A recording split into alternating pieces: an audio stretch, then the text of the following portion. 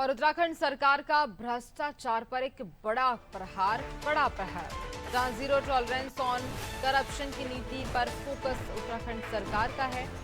बीते 3 साल में कई बड़े चेहरों पर कार्रवाइयां की गई हैं।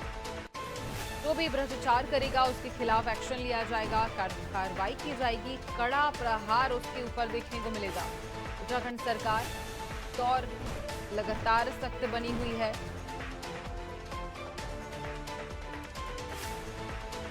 जीरो टॉलरेंस ऑन करप्शन की नीति पर फोकस भी रखा गया है।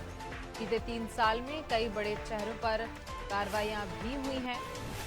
ज्यादा जानकारी लेंगे, सहयोगी सोनू सिंह हमारे साथ फोन लाइन पर लगातार बने हुए हैं। सोनू, उत्तराखंड सरकार भ्रष्ट लोगों के खिलाफ कड़ी कार्रवाई करेगी और देखिए भ्रष्टाचार पर कड़ा प्रहार भी देखने को मिल रहा है। लगातार जीरो टॉलरेंस ऑन करप्शन की नीति पर फोकस बनाए हुए है।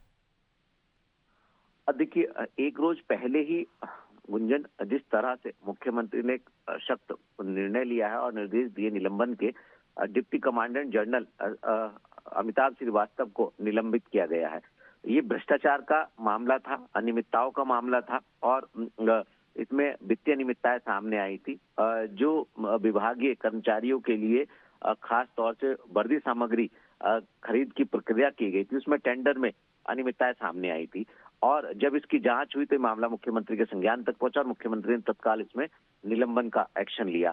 इससे पहले भी एक नहीं बल्कि अनेकों बार उत्तराखंड के मुख्यमंत्री पुष्कर सिंह धामी ने भ्रष्टाचार पर कड़ा प्रहार किया है। और खास तौर से अभी तक की अगर हम बात करें तो हरिद्वार में भूमि प्रकरण का मामला है। इसके अलावा भर्ती में हुई धांधली का मामला है। इसके साथ साथ वन विभाग से जुड़ा एक मामला था।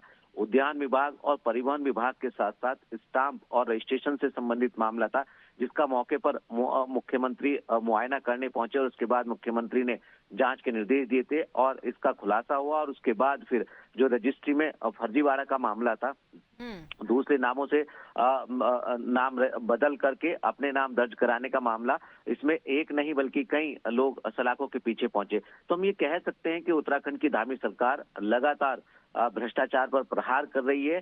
और आगे भी मुख्यमंत्री का साफ तौर पर ये कहना है कि कोई भी कितना भी बड़ा हो, कितने भी पद पर, किसी भी पद पर हो और कितने भी बड़े रसूख वाला व्यक्ति क्यों ना हो, अगर वो भ्रष्टाचार में संलिप्त पाया जाता है तो उसके खिलाफ सख्त कार्रवाई की जाएगी। गुंजन, बिल्कुल, और देखिए इसी के चलते जीरो टॉलरेंस ऑन करप्शन की नीति पर फोकस लगातार बनाए हुए है। और बात की जाए तो देखिए पहले जिन लोगों ने भ्रष्टाचार किया उनके खिलाफ कार्रवाइयां की गई और आगे भी क्या ऐसी कार्रवाइयां जारी रहने वाली हैं? सोनू, बिल्कुल, मुख्यमंत्री बार बार सार्वजनिक मंचों से इस बात को बयां कर रहे हैं कि आने वाले समय में भी कहीं पर कोई भी अगर भ्रष्टाचार का मामला सामने आता है, कोई भी व्यक्ति विशेष हो या कोई संस्था हो या सरकारी कर्मचारी ही क्यों ना हो, उस पर एक्शन लेने में सरकार जरा भी गुरेज नहीं करेगी।